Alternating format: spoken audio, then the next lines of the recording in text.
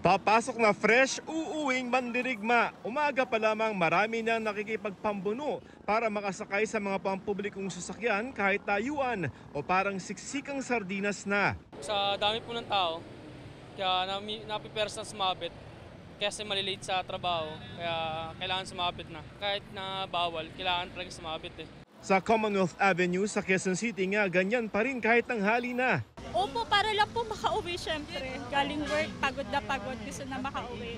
Pero babala ng Land Transportation, Franchising and Regulatory Board o LTFRB, bawal ipagsiksikang parang sardina sa mga pasahero.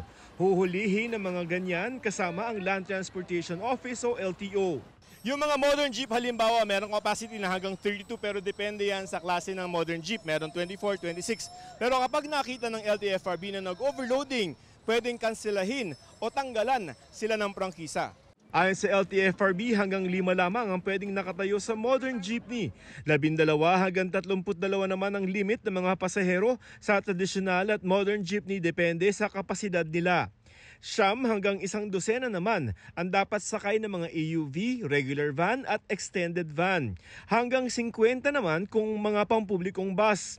Pero may mga nakita naman kaming ilang modern jeep na nagpapaalala laban sa overloading. Kapag nag-overload po tayo, then nako-compromise yung safety and it is no longer convenient for the passengers. Hati ang mga pasahero sa anti-sardinas na polisiya na ito. Minsan kasi pagka may ubo, yan, mahirap kasi talaga magsiksikan. Nagmamadali po. Walang multa sa mga sasabit o tatayo mga pasahero pero ang mga operator ng PUV pag bumultahin ng 5,000 pesos, bukod pa sa pwedeng mawala ng prangkisa.